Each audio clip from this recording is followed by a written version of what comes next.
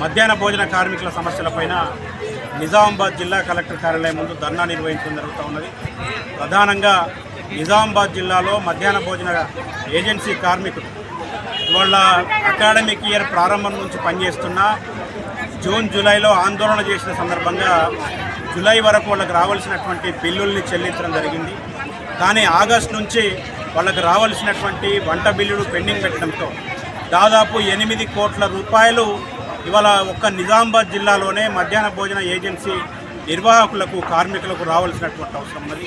ఇవాళ ఓపెన్ మార్కెట్లో కోడిగుడ్డు ధర 8 నుండి 8.5 రూపాయలు పెరిగితే ప్రభుత్వం మాత్రం దానికి 6 రూపాయలే చెల్లిస్తూ ఉన్నది. ఇది దుర్మార్గం. ఆ ఇచ్చేటటువంటి 6 రూపాయలు కూడా దాదాపు 5-6 నెలలుగా వాళ్ళకి ఇస్తున్నటువంటి పరిస్థితి. మరి ఈ పరిస్థితుల్లో మధ్యాహ్న భోజన నిర్వాహకులు కార్మికులు ఏ రకంగా నాణ్యమైనటువంటి భోజనం విద్యార్థులకు పెడతారని చెప్పేసి ఏఐటీసీగా మేము ప్రశ్నిస్తూ ఉన్నాం. కాబట్టి అధికారులు వెంటనే వాళ్ళకి రావాల్సినటువంటి బిల్లులను చెల్లించాలని కోరుతా ఉన్నాం.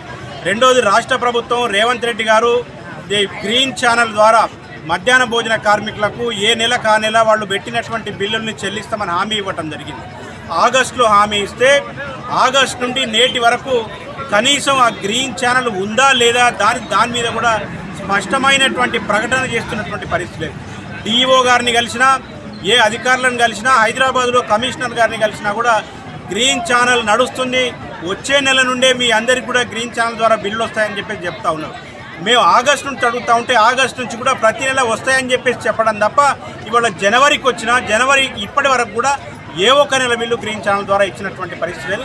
కాబట్టి ఆ గ్రీన్ ఛానల్ ద్వారా ప్రతి నెల వాళ్ళకి రావాల్సినటువంటి బిల్లులు చెల్లించాలని, అదే రకంగా కోడిగుడ్డు, నిత్యావసర వస్తువులు, వంట గ్యాస్ సిలిండరు, వీటన్నిటిని కూడా అంగన్వాడీ సెంటర్లకు ఏ రకంగానైతే ప్రభుత్వం సరఫరా చేస్తున్నదో అదే పద్ధతుల్లో మధ్యాహ్న భోజన కార్మికులకు కూడా రాష్ట్ర ప్రభుత్వం సరఫరా చేయాలని, వీళ్ళందరికీ కూడా ఇన్సూరెన్స్ సౌకర్యం, ప్రమాద నష్టపరిహార చట్టం అమలు చేయాలని, ఇన్సూరెన్సు, పిఎఫ్ఈఎస్ఐ సౌకర్యం, యూనిఫామ్ సౌకర్యం కల్పించాల్సిందిగా ఏఐటీసీగా మేము డిమాండ్ చేస్తూ ఉన్నాం.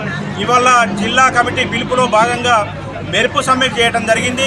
ఒకవేళ సంక్రాంతి వరకు కనుక బిల్లులు రాకపోతే సంక్రాంతి తర్వాత సమ్మెకు కూడా కార్మికులు సిద్ధంగా ఉన్నారని చెప్పేసి ఈ సందర్భంగా ఏఐటీసీగా జిల్లా అధికార యంత్రాంగానికి, రాష్ట్ర ప్రభుత్వానికి హెచ్చరిక చేస్తాం.